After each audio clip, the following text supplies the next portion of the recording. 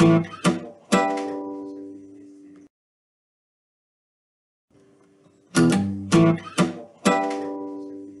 quand on fait des crises ou quoi, on n'arrive pas à gérer surtout.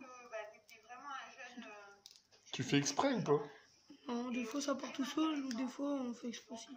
C'est quelqu'un de très bon. Comme pour moi, les troubles du comportement, c'est quand t'as des soucis, que vraiment t'es brusque, que t'arrives pas très bien à l'école, que t'as du mal un peu à travailler. Pour moi, les troubles du comportement, il y a plusieurs sortes. Il y a l'autisme, il y a l'hyperactivité.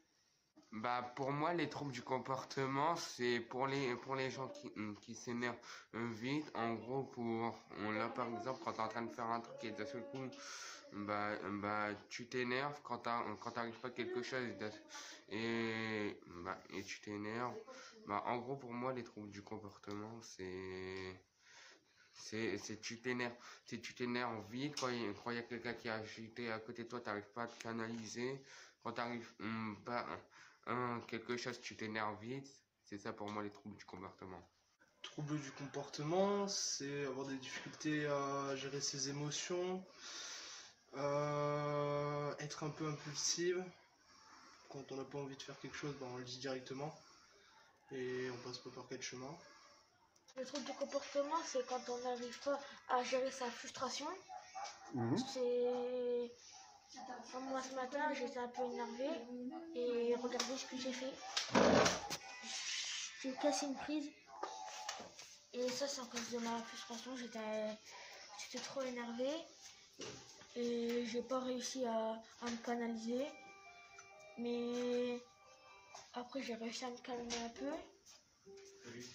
Je me suis posée sur des fiches à travail pour mon PPA et le trouble du comportement c'est quelque chose quand on travaille son énervement et tout. Voilà.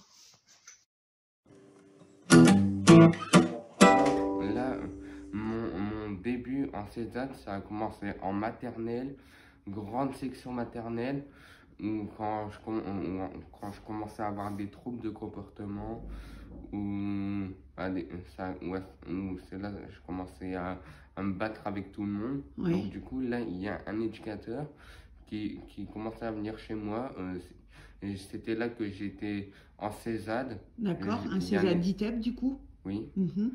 Et là, j'ai été suivi avant de la création des bâtiments de l'internat et tout, de l'ITEP de Liévin. Oui. Ensuite, T'es passé en CP? Ouais, ça se passait bien. J'étais toujours suivi par un éducateur. Ensuite, c'est là, vers la CE2 où ça commençait à se passer mal. Donc, du coup, en CE2, je suis parti en foyer. Je suis parti à la MEX. Je sais pas si vous connaissez. Laquelle? C'est dans une espèce d'église. Je me rappelle plus du nom. Oui. Ensuite, Ensuite, ça se passait bien. J'étais suivi je continuais à être suivi par des éduques. Et c'est là que ça se... Et au niveau de l'école, pardon, je te coupe. Oui. Du coup, quand tu étais à la MEX, c'était pour l'hébergement et où tu avais école aussi dans la MEX? C'était pour l'hébergement. D'accord. Et... T'allais beaucoup à l'école à cette époque-là? Non. Non. Là, il n'y avait aucune école qui prenait les enfants d'ITEP. Donc, du coup, ça veut dire que j'ai eu déjà un an de retard sur ma scolarité. Ensuite, ça se passait bien. J'ai recommencé à aller en classe ordinaire? Ouais. Oui. Ouais, alors, mais tu sais plus alors, quand? En classe à l'ITEP. Oui. Tu te rappelles, donc là, c'est là qu'on s'est J'étais connus. en classe 2. Ah oui, classe 2, donc t'es encore avant, vas-y. Là, je te connaissais pas. En classe 2. Ensuite, je faisais des crises. Je m'énervais pour tout et n'importe quoi. Ensuite, c'est là qu'après, après mes crises de la maison, ça a retombé sur la maison. Ensuite, donc du coup, là, ça a donné que je suis reparti en foyer. pendant 1 an et bah, donc du coup là j'ai pas eu de CM2. Ensuite, ben, Bah, t'as pas eu de CM2 et c'est là qu'on s'est rencontrés. ouais, Parce que et moi, c'est je là travaillais à en l'époque à l'ITER. 6e. Ça se passait mal et c'est là qu'on m'a rencontré, c'est là qu'on m'a présenté Monsieur Debout.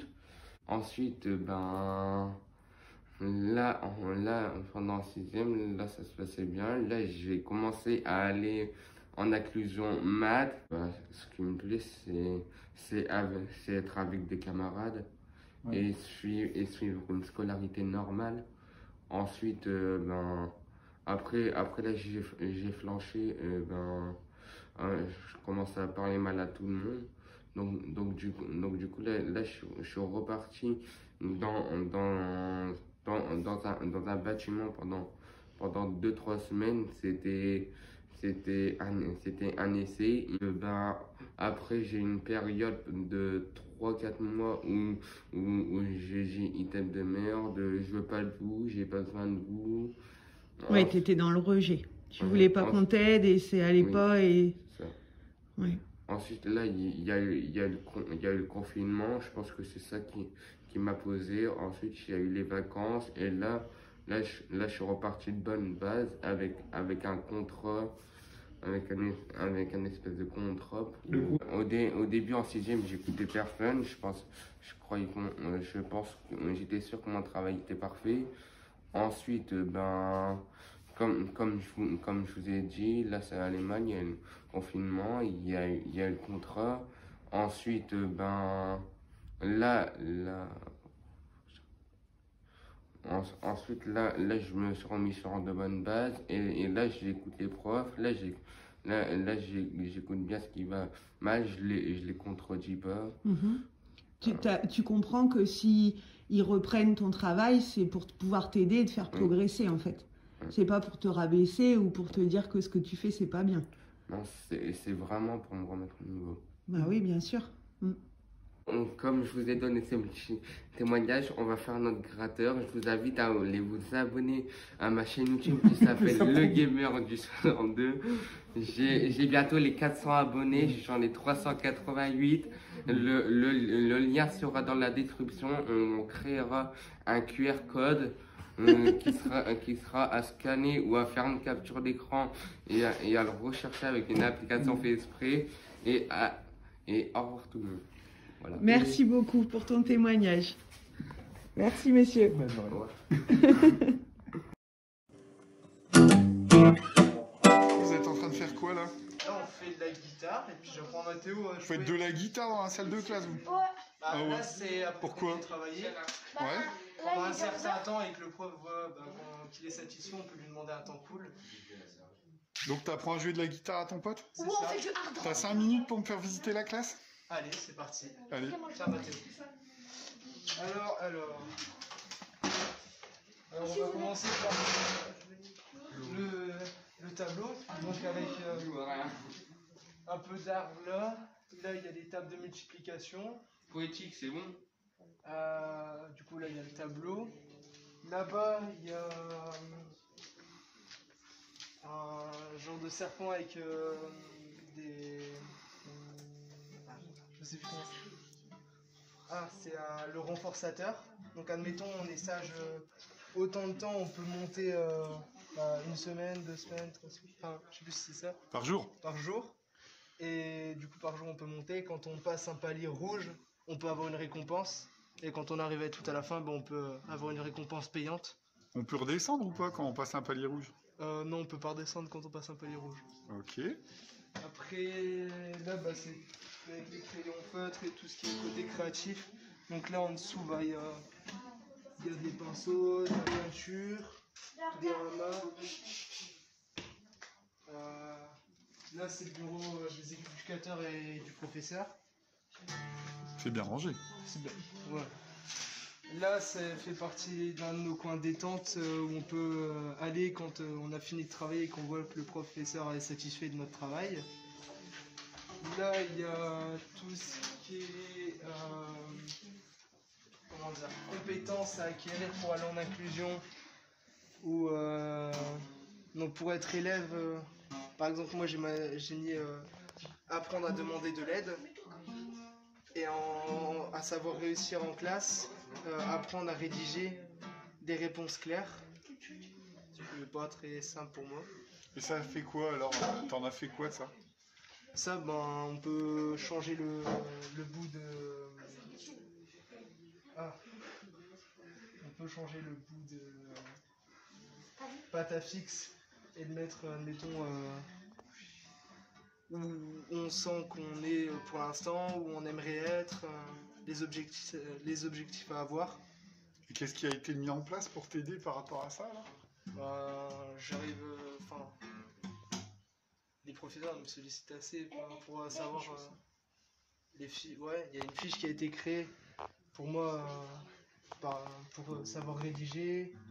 Puis pour demander de l'aide, je le fais de moi-même. J'essaie de demander de l'aide le plus souvent au professeur du coup. Après là, ça fait partie aussi de nos coins détente. Là, il y a tout ce qui est fiche vocabulaire. Donc morde, mordu, mordé. Des petites choses pour t'aider en orthographe. C'est ça. Là, il y a toutes les terminaisons, donc premier groupe, deuxième groupe, troisième groupe, et ce qui est passé simple. Là, il y a le futur simple, mais la fiche, on doit la refaire. Là, il y a les terminaisons de l'imparfait. La fiche, on doit aussi la refaire. Celle-là aussi. Ça fait partie de l'art visuel. Donc, c'est une éducatrice qui l'a fait. Mais bon, c'est pas trop le bon exemple. Parce qu'en fait, on ne devait pas superposer